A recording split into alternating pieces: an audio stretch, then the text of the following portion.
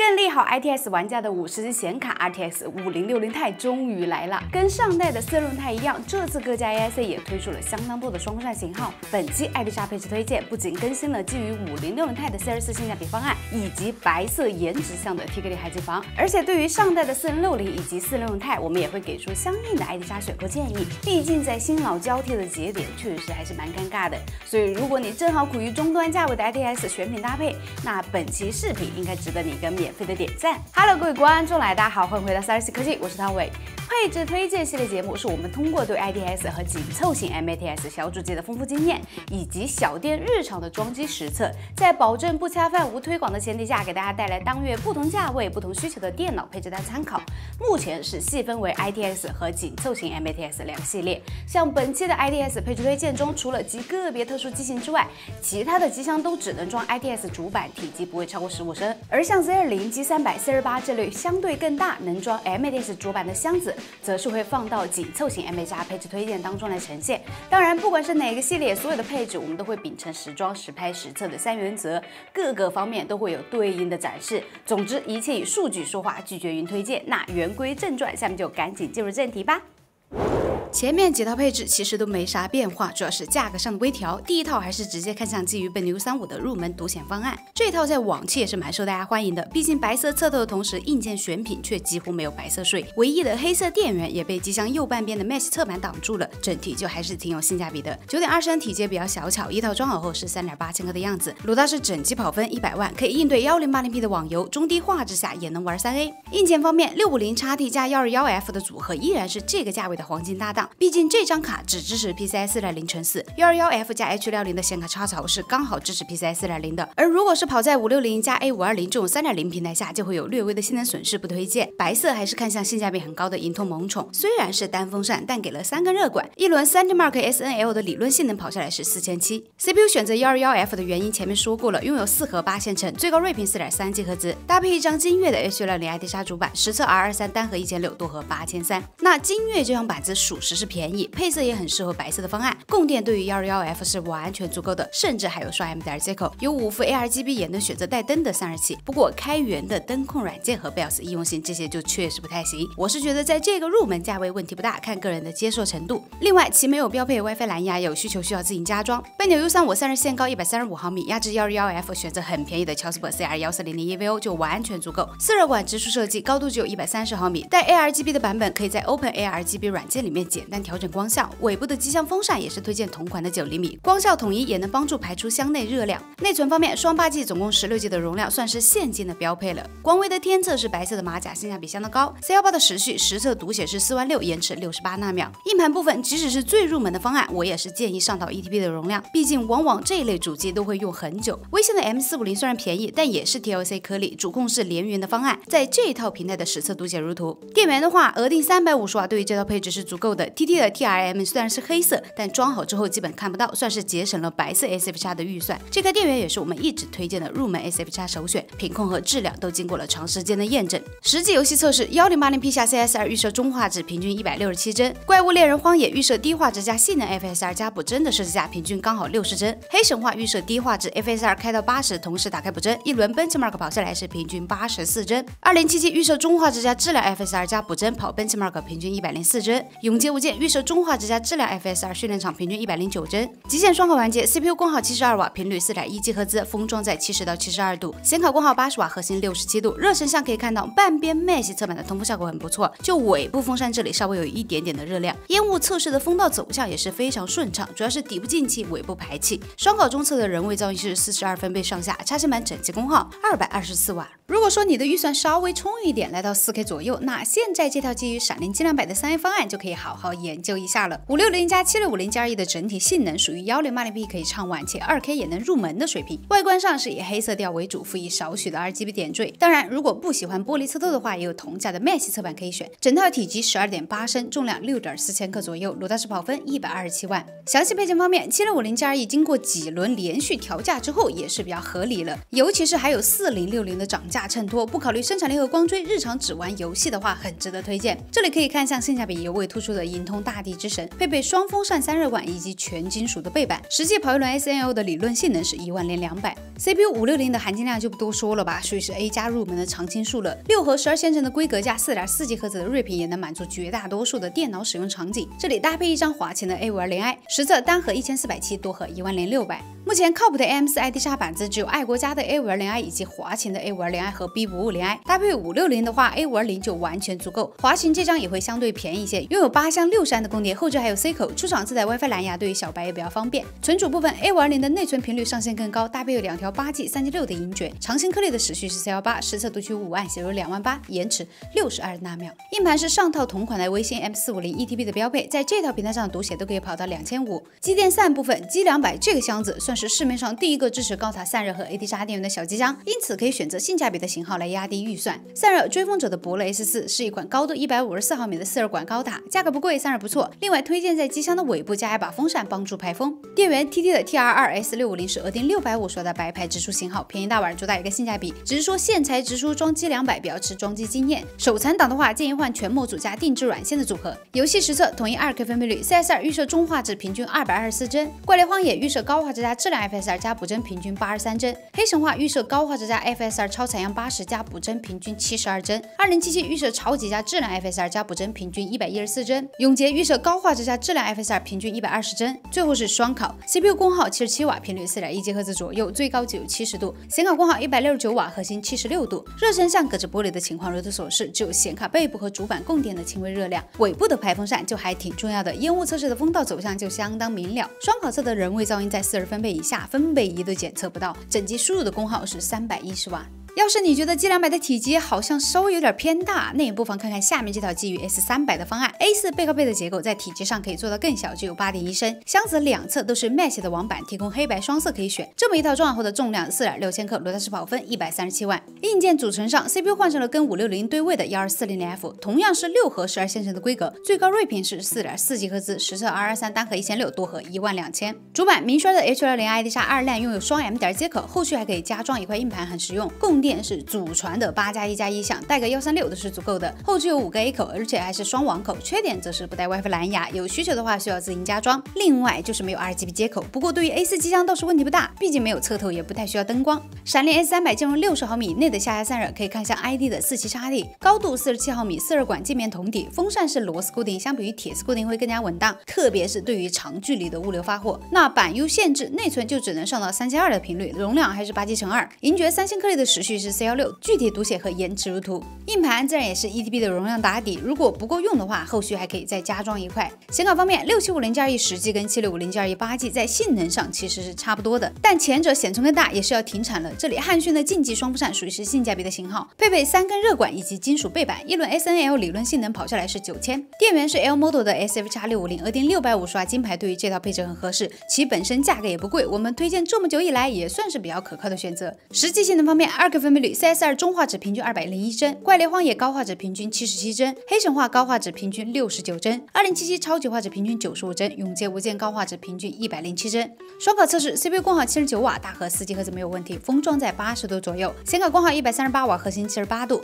热成像可以看到显卡和 CPU 散热器的进风还是蛮顺畅的，热量主要是散热器的顶部以及显卡鳍片的出风。烟雾测试也是非常经典的两侧进风，其他地方出风。有条件的话，还可以在机箱的底部加一把薄扇。测得人为噪音在44分贝上下，插线板整机输入功耗290瓦。在上套基础上，也可以把显卡换成更全能的4060，对于游戏和生产力干活都能兼顾到。机箱则是选择用直插且玻璃侧透的 C24，这个箱子是外铝内钢的双层结构，顶部提手也是金属的材质，整体用料会更好。除了这里的黑色之外，还有白、黄、银色可以选择。整机体积9.9升，重量5.3千克左右，鲁大师整机跑分126万。显卡方面，随着5060钛的上市以及5060的临近，4060的价格也是不太稳定。不过有刚需的话，还是可以买，建议看向相对低价的盖板型号。平通大地之神的长度是230毫米，是可以塞进44的。双风扇、双热管加金属背板的散热模组，我们实测也是压得住，具体看后面的双考。这里 SNL 理论跑下来是10300分，也是正常的性能释放。CPU 保持6核12线程的12400F， 搭配一张七彩虹的 H60i， 实测 R23单核1600，多核11800。主板选择彩虹岛，这样主要是看上了它的 ARGB 接口，灯控软件的应用性也是不输御三家的存在。另外自带 WiFi 蓝牙，对于小白也很方便。后置有6个 A 口，6+1+1项的供电带124F 也是完全足够。只是说单 M.2 接口后续不能加装硬盘，而选择带 ARGB 接口的主板，主要就是为了库里奥这个 B40S 的 ARGB 版本。毕竟侧透机箱总要有点展示属性嘛，其颜值很不错，顶部带竖显，也可以软件调节显示项。133毫米的高度装 C24 也是相当合适，四热管直处压124F 也是完全足够。另外尾部的90厘米风扇是建议要装的，这里加了一把乔斯伯的 ARGB 扇。内存部分则是继续沿用金百达的银爵，2条8G 的容量组双通道，3200频率也是 H60的上限了。硬盘稀疏的 SN5000作为 SN580的迭代升级型号，虽然依旧不是 PCI 4.0的满速盘，但理论最大读写有提升，只是放在这道 3.0 平台下体现不出来。实测读写都是3500，价格跟之前的 SN580是差不多的。颗粒和主控全原厂的方案在各方面也能有所保障。游戏实测环节，2K 分辨率中画质 CS2 平均180帧，高画质加质量调 SS 加补帧的怪猎平均67帧，高画质加质量调 SS 加补帧下的黑神话是79帧，超级画质加质量调 SS 加补帧的2077平均80帧，高画质加质量调 SS 的永劫平均113帧。双考环节，七彩虹这张板子调教相对激进 ，CPU 全核跑满的同时，功耗最高来到了90多瓦，封装最高85度，显卡115瓦左右的功耗，核心73度上下，整体的散热还是可以的。热成像就是显卡侧面以及机箱尾部的热量，背后9厘米的排风扇一定不能少。烟雾风道测试也是进一步说明了这个情况，你们可以看一下，此时测的人为噪音在45分贝上下，整机输入功耗262瓦。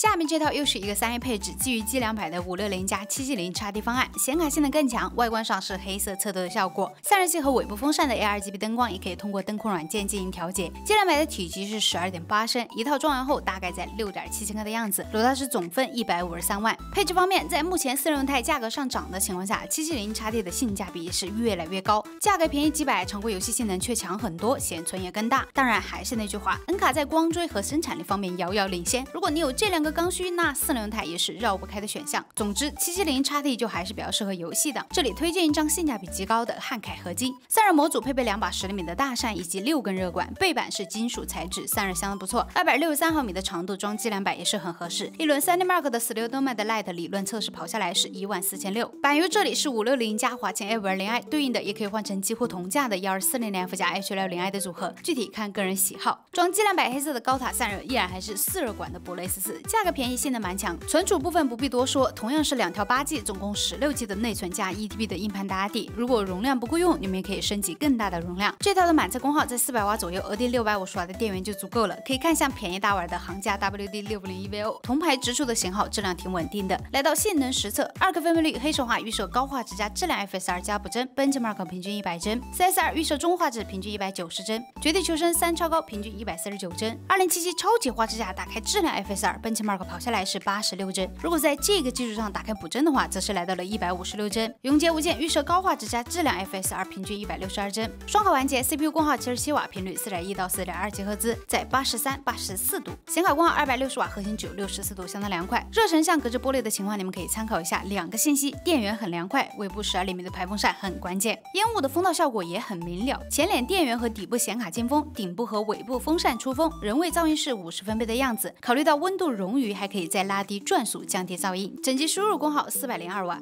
紧接就是 RTX 560钛的全能项配置了，常规游戏性能约等于 A 加的770 XT， 光追和生产力则是遥遥领先。机箱我换成了 9.9 升的 C24 来组无光的方案，除了黄色之外，你们也可以选择其他颜色。整套装熬的重量是5.8千克，裸大师跑分163万。显卡方面，560钛的性能算是正常的代际提升，另外送了一个大力水手4，总体还是属于2K 分辨率的主流卡。考虑到目前460钛的价格居高不下，低价的560钛还真的可以买。这里推荐一张七彩虹的战斧双风扇，231毫米的长度装 C24 很轻松，配备2根8毫米的热管，金属背板也有镂空的处理。当然有 AI 大模型部署需求的话，建议上到16G 显存的版本。这里8G 的 SNL 跑下来是16400，CPU 升级到13400F， 拥有10核16线程，最高睿频4.6 赫兹，不管是单核还是多核性能都会更强。搭配一张明轩的 H60i， 实测 R23单核1750，多核15900。那明轩这样板子的供电什么的就不用多说了，带到 16KF 都是足够的。主要还是看重双 M.2 接口，而且不带 RGB 对于这种无光配置就很合适。散热是库里奥的 FF13 235，高度135毫米的6日管小双塔，腰置 1340F 是完全足够。另外，机箱尾部的90厘米风扇是不能少的，无光风扇可以看向立面的 P9。存储部分就还是老演员，双8G 3+2的内存加 1TB 的硬盘，型号都是前面几套同款，容量不够用，你们可以对应升级。实测的性能分别如图，不多讲了。电源方面，安踏美这款 SFX 虽然是额定650瓦金牌全模组的规格，虽然风扇只有8厘米，但带智能启停功能，我们测试下来噪音表现很正常，价格跟 L Model 那款也是差不太多，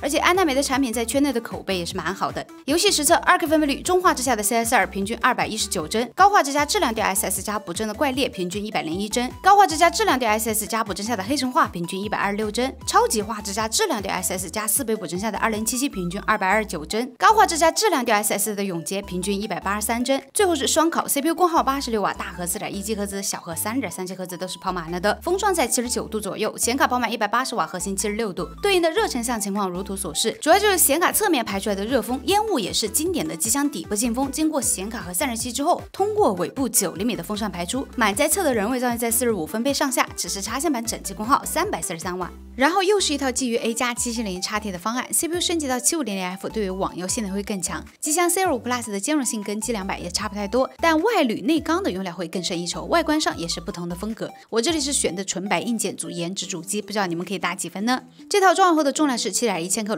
具体配置上 750F 作为 A+7000系的守门员，性价比一直都很不错。虽然只有6核12线程，但 Zen 4大幅提升的 IPC 加最高5GHz 的频率也是不容小觑的。搭配一张明刷的 B60 ID 叉，性能释放毫无压力。实测223单核1800，多核14100。在我们的 B650 ID 叉横屏中，明确这样板子的推荐度很高，主要是性价比不错，6+2+1箱50安的供电带到98插3D 都是很轻松的。前置 Type C 双 M.2 标配，后置6个 A 口，也自带 WiFi 6的无线网卡。遗憾的是，就是后置插个 C， 软显功耗也不太准，具体可以看看我们之前的横屏。内存方面，性价比上的第5可以看向我们的国产颗粒，这里上到2条16G 6000的银爵，价格相当实惠。这套时序是 C36， 实测读取59000，写入8万，延迟69纳秒。硬盘是 PCI 4.0的 P7000Y 1TB， 也是国产的长存颗粒联运主控，在这道平台上实测顺序读取7300，写入6400。显卡前面讲过了，770 XT 的常规游戏性能约等于506台的8G， 而406台暂时也没有降价的意思。不考虑生产力和光追，只玩光山游戏的话 ，A 卡还是要划算一些。这里白色方案可以看向汉凯合金的白色版本，这个卡比较好的是白色和黑色版本价格一样，没有白色税，散热模组也是一样的，一轮 SNL 跑下来是正常的性能释放。机电散部分 ，C25 Plus 和 G200一样，可以支持高塔散热和 AD 叉电源，而且顶部空间可以上到12025的风扇。白色的高塔散热可以看向立面的 AX102SE。另外推荐装2把同款的 C2CW-S 风扇，分别装在机箱尾部和顶部，帮助排风。电源是长城的 G6全模组白色版本，额定650瓦，对于这套配置足够。全模组对于装机走线也会更加方便。定制线的话就还是因人而异。我这里是配了一套白色的硅胶软线。来到性能实测部分，游戏统一2K 分辨率，黑猴高画质加质量 FSR 加补帧的设置下，平均101帧；CS2 中画质平均210帧；吃鸡3超高平均197帧；2077超级画质加质量 FSR 平均85帧。如果再打开 FSR 补帧的话，这是可以暴涨到151帧。永劫无间高画质开启质量 FSR 平均163帧。最后来看双烤 ，CPU 在 Enable 下顶到了95度强，频率4.5到4.6GHz。明宣板子主传的功耗不准，这个软显153瓦是偏高的，显卡功耗265瓦上下，核心只有58度，超级凉快的说。对于热成像如图所示，靠近前脸这块进风很顺畅，烟雾展示出来的风道也是一目了然。顶部和尾部的排风扇很重要，双烤中的噪音在48分贝上下，整机的输入功耗456瓦。下面这套 Rider R 的方案其实是有点尴尬了，因为显卡长度的限制，目前我整理配置时各家上市的506钛都是塞不进这个箱子的，所以这里暂时还是上的406钛 mini 作为参考。因为是主打颜值的方案，性价比其实不如前面的配置，但8.5升的小体积加左手侧透加倒置结构的展示属性就相当高，不知道你们可以打几分呢？整机装好后的重量是5.7千克，裸大师跑分160万。配置方面，目前406钛8G 最尴尬的点还是在于价格没跟506钛8G 拉开太大的差距，至少我现在写稿的时候是这样的。不考虑机箱兼容性的话，我肯定更推荐买后者。这里就还是只能说先用730的406钛 mini 作为散热噪音上的参考，后续有符合尺寸的50系，我们也会对应更新。CPU 是10核16线程，最高睿频4.9GHz 的1260KF，主要是多核性能更强，实测223单核1800，多核17200。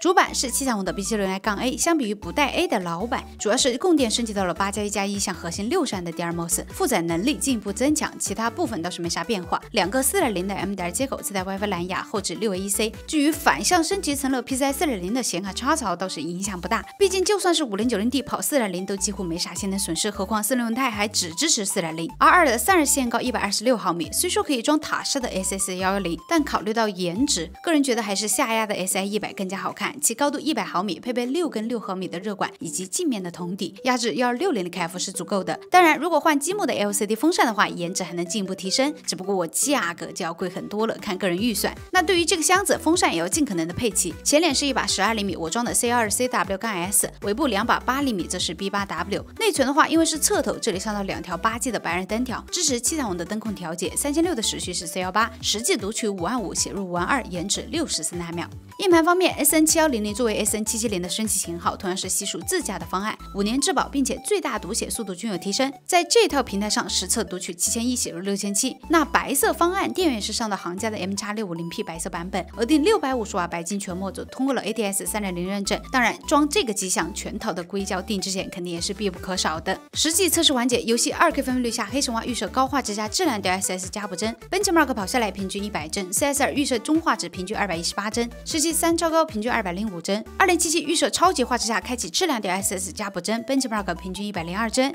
永劫无间高画质加质量 DLSS 跑图平均142帧。最后双烤环节 ，CPU 功耗136瓦，大核4.57赫兹，小核3.4赫兹，封装最高76度，显卡功耗165瓦，核心67度，整体的散热很优秀。热成像可以看到顶部显卡进风，通过 I/O 挡板以及尾部排风，基本上是独立的风道，不会影响到 CPU， 烟雾呈现的效果就更加直观了。机箱前脸镜、尾部出，显卡顶部镜两侧出。双烤侧的人位噪音在50分贝，考虑到温度熔雨，完全可以在手动拉低转速来降低噪音。只是插线板的整机功耗360瓦。下面这套是搭载560钛的乔斯伯 TK0 海键盘方案，曲面玻璃加白色硬件呈现的效果很通透，放在桌面的展示属性也很高。不过海景房的体积偏大，来到了16.4升，整机的重量也有7.6千克，裸踏实跑分179万。硬件组成上，版又是 A 加性价比很高的7500F 加明轩 B650i 的组合 ，CPU 就不多说了 ，Zen 4入门首选，目前的价格依然很不错，实测的 R13性能释放如图。主板明轩的 B650i 是银白配色，对于这套方案很合适，本身也是1000元内 B650i 的家中性价比很高的型号，供电和用料都还行，只是说没有后置 C 口，灯光体验也相对弱一些。至于那张 B850i 我就没看出区别了，供电接口啥的都一样，甚至外观都变化不大，价格更贵，购买意义自然也不大。那虽说 TK0 可以装 FF135或者 SS135这种小塔散热，但对于白色颜值方案，下压带 ARGB 的 SI100无疑是会更好的选择，性能压制 7V-F 是完全足够的，主要还是风扇灯光展示会更加完全。当然，如果你预算非常充裕的话，我更推荐你把自带的风扇换成联力的积木 LCD， 具体我们之前做过方案，那完全就是另一个档次了。性价比的第5灯条可以看向搭载国产颗粒的金百达白刃，兼容性没有问题 ，ARGB 也支持明轩的灯控调节，时序是 C36， 读取5.8万，写入8万，延迟70纳秒。硬盘还是给到悉数全原厂方案 PCI 4.0规格的 SN7100，1TB 的容量，如果不用，你们也可以自行升级或者加装。显卡方面 ，TK0 现场230毫米，我们实测231毫米的7.550钛 Ultra DUO 装进去之后，会影响到玻璃侧板的固定。白色方案目前就只能看向爱国家的冰猎鹰，长度只有215毫米，就是供电接口的位置很奇葩，在最左边，金手指甚至是物理的X8接口。不过560钛也是支持 PCI 5.0×8，实际是不影响的。实际跑一轮 SNL 是16200，电源是行家的 MX650P， 额定650瓦的白色版本。那装颜值方案，定制线自然也是不能缺少，包网线比硅胶线贵一点，但会更有质感，也更好造型。另外就是顶部的机箱风扇可以装14厘米，这里配的是利米的 C14CW-S。游戏测试2K 分辨率中画质的 CS2 平均273帧，怪猎荒野预设高画质加质量 DLSS 加补帧平均101帧，黑猴高画质加质量 DLSS 加补帧有123帧，2077超级画质加质量 DLSS 加4倍补帧是226帧，高画质加质量 DLSS 的永劫跑图平均174帧。双烤环节 CPU 我直接设置的 PBO Enable， 频率跑到了4.5到4.6 赫兹，温度95度，功耗的话，明轩的这样板子是不准的，软显明显偏高。显卡跑满功耗180瓦，核心69度上下。正面热成像的情况如图所示，主要是显卡尾部镂空以及机箱顶部风扇的热量。烟雾测试也几乎是一个垂直风道的效果，此时人位噪音在50分贝，整机输入355瓦。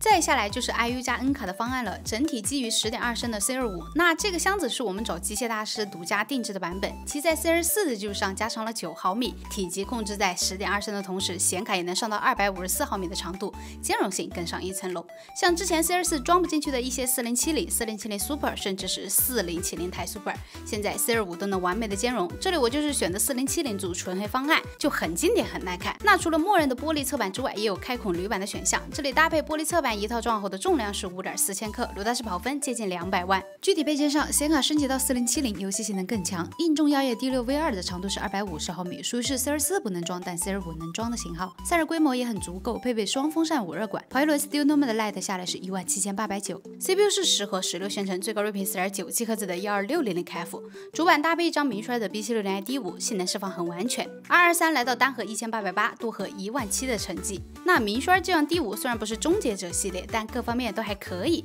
拥有8+1+1相供点、6个 USB 以及 WiFi 6的无线网卡 ，M.2 也是2个。唯一的缺憾就是没有后置 C 口，前置倒是有的。散热上的这个机箱能兼容的最高规格 FF135，135毫米高度的小双塔，另外还有一把12005的薄扇用来装在机箱的顶部，9厘米风扇用来装在机箱的尾部。储存部分自然是标配32G 内存加 1TB 硬盘的组合，2条16G 6400的黑刃，海力士颗粒时序 C32，读取接近9万，写入86000，延迟68纳秒。Type-Plus 7100搭载长存原厂的精湛3.0颗粒，也是经过了长时间的市场检验，属于是 PCI 4.0的第一梯队，在这套平台上读取能到7000，写入6000。电源是我们独家定制的 MX700P， 可以简单看作是 MX650P 的换皮，额定650瓦白金全模组，也是市面上为数不多的带 ATX 3.1认证的650瓦 SF 插小电源。这里兼顾走线，另外配了一套有硅胶的定制软线。游戏方面，统一2K 分辨率，黑猴高画质平均125帧，在这个基础上再开中等光追，平均91帧 ；CS2 中画质平均238帧，3超高吃鸡平均247帧，超级画质加质量对 SS 加补帧的2077平均124帧，高画质加质量对 SS 的永劫无间平均190帧。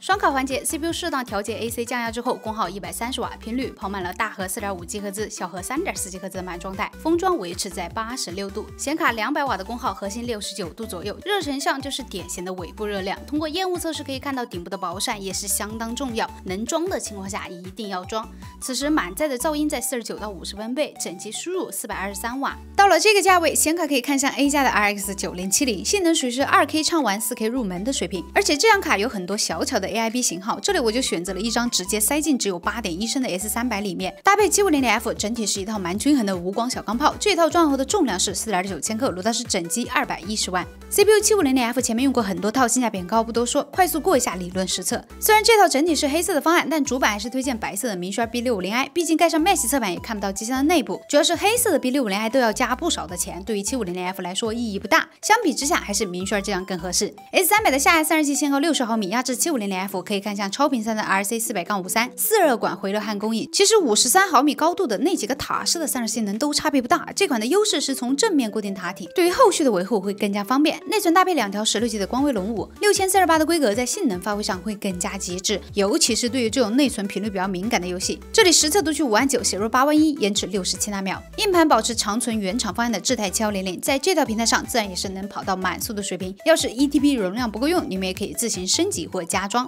显卡方面，9070的常规游戏性能会优于5070，市场到手价也会更低，总体性价比很高。汉讯的游荡者拥有3风扇4热管，长度只有289毫米，对于 S300 这种小 A4 可谓是相当友好。而且别看这么小，实测散热性能也是完全够用的。一轮 SNL 的理论性能跑下来是21000，电源是行家的 MX650P， 额定650瓦白金全模 ATX 3.0的规格。如果没有装机经验的话，建议搭配长度合适的定制线。游戏测试升级到 4K 分辨率，高画质 CS2 平均130帧，极高加平衡 FSR 加补帧的怪猎平均113帧，超高加 FSR 超采80加补帧下的黑神话平均91帧，预设光追超级加平衡 FSR 加补帧下的2077平均83帧，极高加平衡 FSR 的永劫无间平均127帧。双卡环节 CPU 设置 PBO Enable 的情况下，温度顶满95度强，频率在 4.6G 赫兹左右。明衰主板的软显功耗不准，这里144瓦明显是偏高的。显卡跑满功耗220瓦，核心只有57度，热成像两侧的情况如图所示，热量还是很明显的，尤其是主板的供电周围。显卡这边就是上下齐边出风，烟雾的走向也是很经典的两侧主动吸风，其他地方被动排风，你们可以对应参考。满载侧的人为噪音在44分贝的样子，整机输入功耗394瓦。预算再稍微高一点，也可以看一下 N 卡的5070 CPU 与之搭配的是一颗多核性能更强的12600KF， 机箱闪亮的 S400 Pro 是 S400的升级版，拥有变态级别的侧面 I/O， 电源底部也可以装1205的风扇，或者说3.5寸的硬盘。我这里装出来是一个纯黑的风能小钢炮，体积10.8升，重量5.8千克，卢大师总分来到了223万。详细配置上，版优是性价比很高的126KF 加明衰的 B760i D5， 这个组合可以说是没啥短板。主板扩展性比较充裕，还能调节 AC 降压， CPU 性能也是很够用的。实测的 RR3 性能释放如图，正常的水平。S4 S400 Pro 的散热线高同样是67毫米，推荐 ID 的 67XT， 其主板兼容性很好是一方面，风扇螺丝固定的方式也能避免搬动或者说发货途中的松动。内存标配2条16G， 总共32G 的容量，6400的频率对于 126KF 就足够了。光辉龙5的时序是 C32， 实测读取接近9万，写入86000，延迟63纳秒。硬盘西数的 SN7100是 PCI 4.0 的满速盘，全原厂方案，质量和品控都有目共睹，实际在这里能做到读取7100，写入6100的水平。黑色三风扇的5070可以看向七彩虹的战斧豪华版，这代在外观设计上更加简约，实物还是蛮有质感的。配备三风扇5热管的散热模组，301毫米的长度对于 S400 Pro 也是轻轻松松。实际跑一轮 SNL 是22500，正常的性能释放。电源方面，额定625瓦对于5070是足够的，但前提是通过了 ATX 3.0的认证。行家的 M.650P 是 ADS 3.0的规格，自带16屏的显卡供电。那虽说 S400 Pro 底下还可以再装一把1205的薄扇，但不用定制模组线的话还是比较困难的。顶部的2把倒是不影响，一定要装，对于散热会帮助不少。4K 游戏性能测试 ，CS2 高画质平均180帧，怪猎荒野预设极高加平衡 DLSS 加补帧平均88帧，黑猴超高加平衡 DLSS 加补帧平均79帧，2.7G 预设光追超级加平衡 DLSS 加4倍补帧下平均140帧，永劫无间极高加平衡 DLSS 平均145帧。双卡环节 CPU 功耗137瓦，频率都是跑满了的，封装最高81度，显卡功耗跑满了250瓦，核心是71度。热成像隔着 Match 侧板的情况热图，顶部的风扇是推荐向外排风方向的安装，烟雾测试就能看到很明显的排风效果了。此时测得人为噪音在47分贝的样子，插线板整机功耗471瓦。在上一套基础上 ，C 箱也可以换成直插结构的 C25， 搭配玻璃侧透，我也是选的白色硬件组纯白方案，属于是非常清爽的手提小主机。满分5分的话，这套的颜值你们可以打几分呢？整机体积10.2升，重量6.4千克，卤蛋式跑分205万。配置组成上，5070硬血的长度是250毫米，属于是 C24 不能装，但 C25 能完美兼容的型号。而且我看 SFF Ready 的认证列表里还有2张同尺寸的5070 钛，后面多半也是会售卖的，这对于 C25 无疑是好消息。那这里的5070硬血是配备了双风扇6热管以及纯铜底座的散热模组，有全金属的背板，理论性能跑下来也是完全正常的水平。CPU 搭配一颗性价比很高的7500F， 如果需要更强的多核，你们可以升级到7700或者说9700X。主板方面，七彩虹的 B850i 是旗下的第一张 AMD ID 沙板子，外观是跟 B860i 类似的银白配色，给了10层 PCB9+2+1箱的60安供电，双 M.2 接口不必多说，前后也都有 Type C， 扩展性很不错。另外，这张板子的 CPU 插槽是很标准的位置，所以散热除了 FFA135 的小塔之外，机箱顶部还能装一把1205的薄扇，当然尾部的8厘米也是不能少的。内存是2条16G 的阿斯加的女武神2代，颜值相当高，6000的频率对于 Zen 4就足够。海力士 A 代颗粒 C28 的时序，实测读取5万8，写入8万1，延迟68纳秒。硬盘西数的 SN7100讲过很多套了，这里不再赘述。电源方面还是 ADS 3.0认证的 M.650P， 原生16屏显卡供电，对于5070很方便。那虽然自带的压纹线，但这里考虑到长度，还是上了硅胶的定制软线。4K 游戏实测 CS2 高画质平均178帧，怪猎荒野预设极高加平衡 DLSS 加补帧平均88帧，黑猴超高加平衡 DLSS 加补帧平均78帧，2.7G 预设光追超级加平衡 DLSS 加4倍补帧下平均142帧，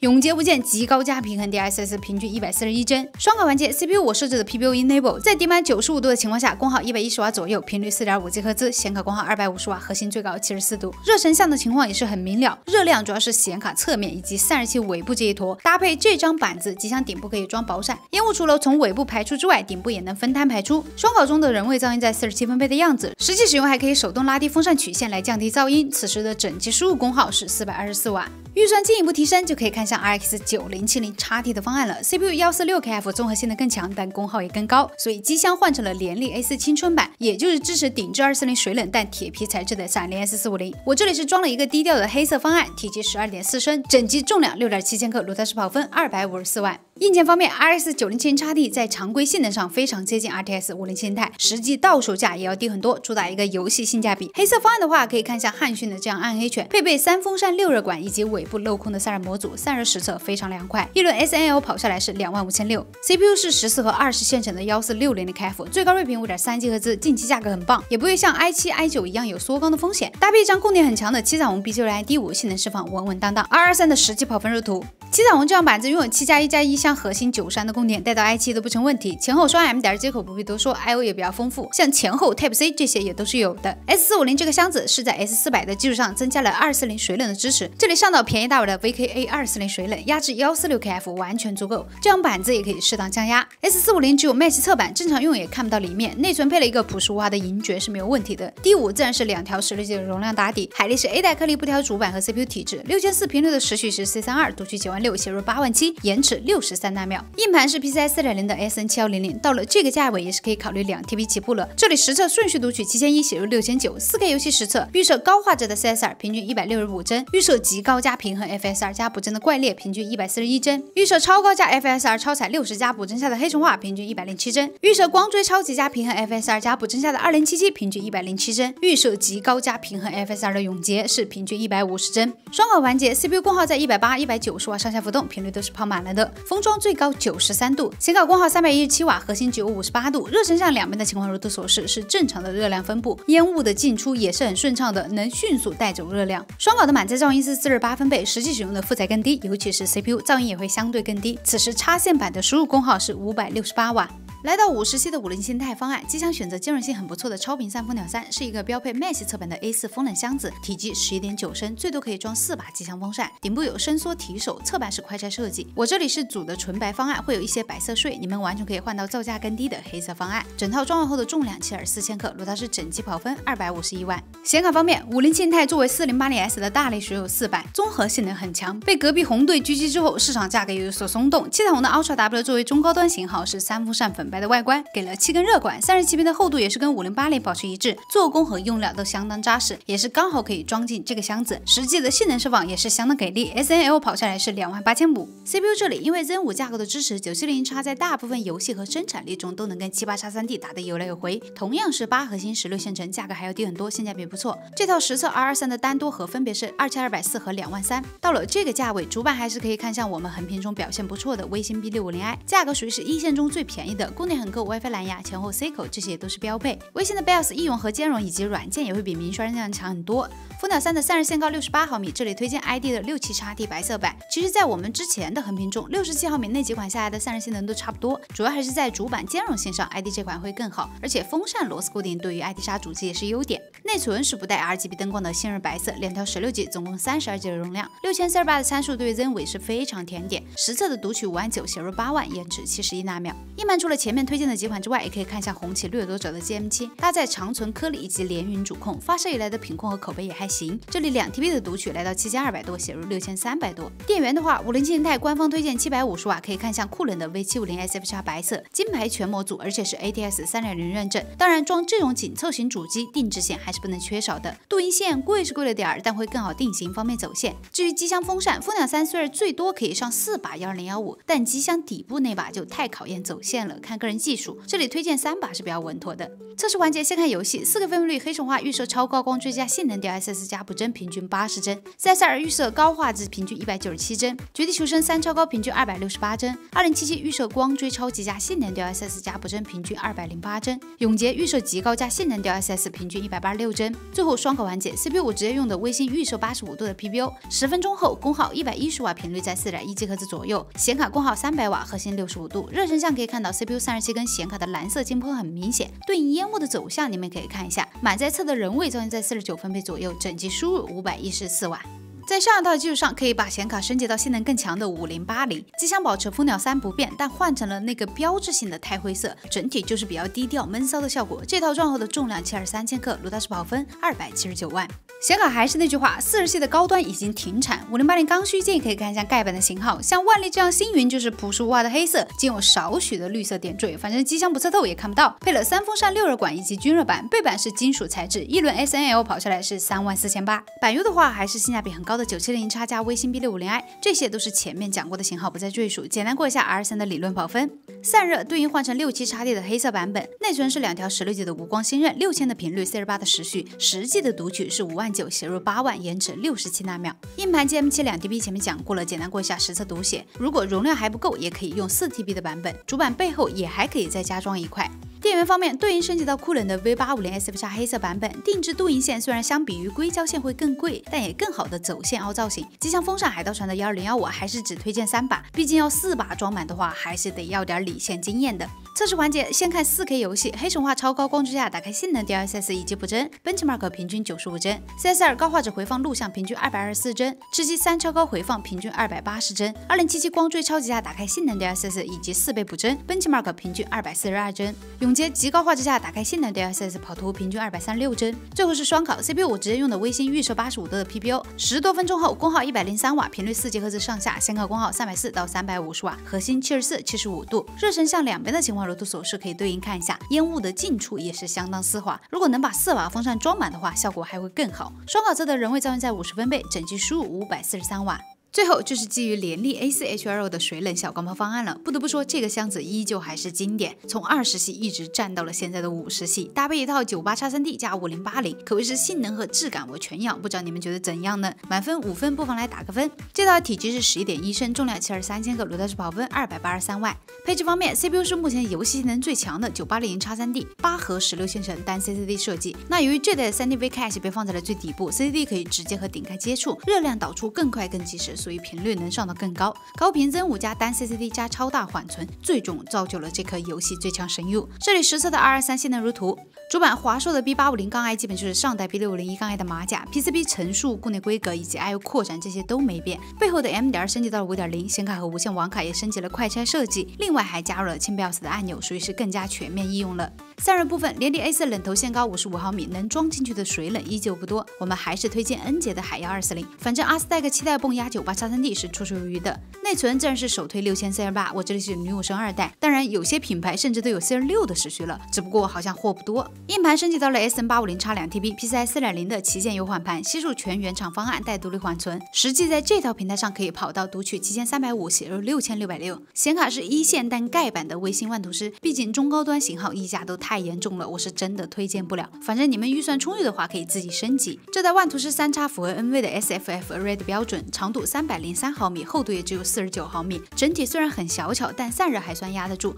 具体后面有双考测试。这里跑一轮 SteelNumber Lite 的理论性能是35300。到了这个价位的850瓦 SF 电源，可以看向追风者的 Revolt 系列，白金全模组 ATX 3.0规格，全日系电容，装 A4 同样是推荐长度合适的定制线。测试环节，考虑到 98x3D 的用户可能不会配 4K 显示器玩 FPS， 所以我加测了 2K， 你们可以一起参考。黑神话预设超高光之加性能 DLSS 加补帧 4K 平均97帧 ，2K 平均203帧。CS2 预设高画质 4K 平均237帧 ，2K 平均358帧。吃鸡3超高画质 4K 平均375帧 ，2K 下显卡跑不满，跟 4K 没啥区别，379帧左右。2077预设光追超级加性能 DLSS 加4倍补帧 ，4K 平均189帧 ，2K 平均320帧。永劫预设极高加性能 DLSS 4K 平均240帧 ，2K 平均406帧。所以买这一套配置，你们会搭配什么显示器呢？不可能是1080p 吧？最后双考环节 ，CPU 我设置的华硕预设90度的 PPU，10分钟下来功耗在126瓦，频率43、4.4G 赫兹上下，显卡功耗360瓦，核心76度。这对于5080塞11升小机箱已经是非常不错了。可以看到热量主要是主板供电周围以及显卡上下两侧，铝箱也能分摊一些热量。实际烟雾的进出是很顺畅的，尤其是顶部的冷排，排风非常积极。双考侧的人为噪音在49分贝多一点，插线板整机输入功耗547瓦。